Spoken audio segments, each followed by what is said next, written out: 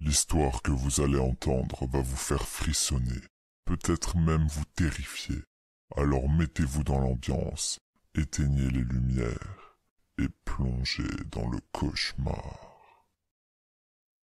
J'avais presque 7 ans quand ça s'est produit. C'était au premier abord un soir tout à fait commun. Un long et froid soir d'hiver où l'on s'empresse d'aller se coucher. Comme à son habitude, ma mère m'a bordé, embrassé et m'a souhaité une bonne nuit. C'était notre petit rituel, disons. Après une dure journée d'école, j'étais très heureux d'être enfin au lit.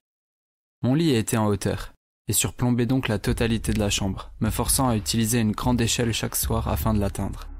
Je me suis toujours senti en sécurité dans ce lit, sans doute en raison du fait qu'aucun cambrioleur ou monstre ne s'embêterait à monter la longue échelle dans l'unique but de m'atteindre.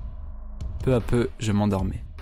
Jusqu'à ce qu'un bruit strident retentisse, me sortant de mon sommeil. Cette saleté de chat venait comme tous les soirs gratter à la porte, dans l'espoir que je le laisse entrer. Il était très tard, et j'avais tout sauf envie de descendre de mon lit, pour le bon plaisir du chat. Je suis donc resté dans mon lit, passif au grattement et essayant de les ignorer. J'ai ensuite eu une étrange sensation, comme si quelqu'un ou quelque chose m'observait. Je sentais qu'il y avait du mouvement en bas, sous mon lit exactement, une chose que les grattements du chat auraient réveillée.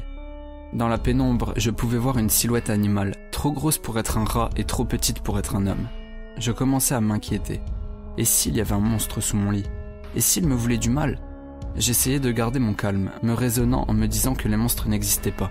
Maman me l'avait dit, il y avait une chose en bas. C'est sûr, je le sentais.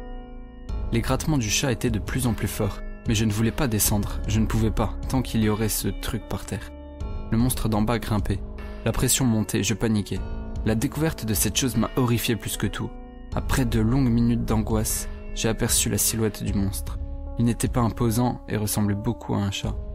J'ai allumé ma lampe de chevet, muni de mon oreiller, prêt à en découdre avec la bête. J'ai eu un immense soulagement lorsque j'ai découvert que c'était effectivement le chat.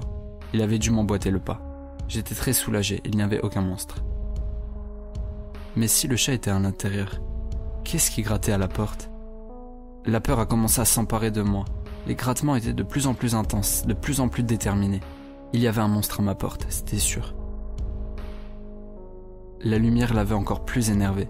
Je pouvais entendre le monstre gémir et tous ces sons entremêlés avec le bruit des griffes enfoncées dans le bois. Le monstre faisait maintenant un vacarme fou.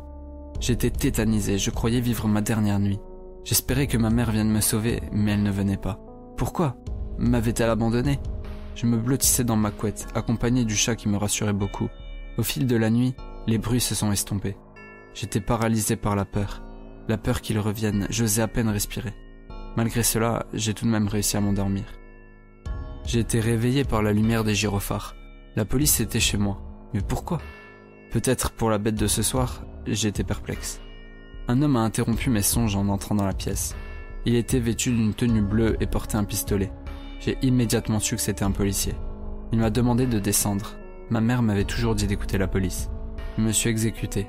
Il m'a pris dans ses bras et m'a ensuite interrogé sur cette nuit. Je lui ai tout raconté. J'ai alors demandé si je pouvais voir ma mère. Elle m'a dit que c'était impossible, que quelqu'un avait fait du mal à ma mère, qu'il lui avait brisé les jambes. C'est à ce moment précis que j'ai compris que ce n'était pas un monstre qui grattait à la porte ce soir-là. Voilà 20 ans que ça s'est produit, et je suis toujours en thérapie. J'essaie vraiment, mais je ne parviens pas à oublier.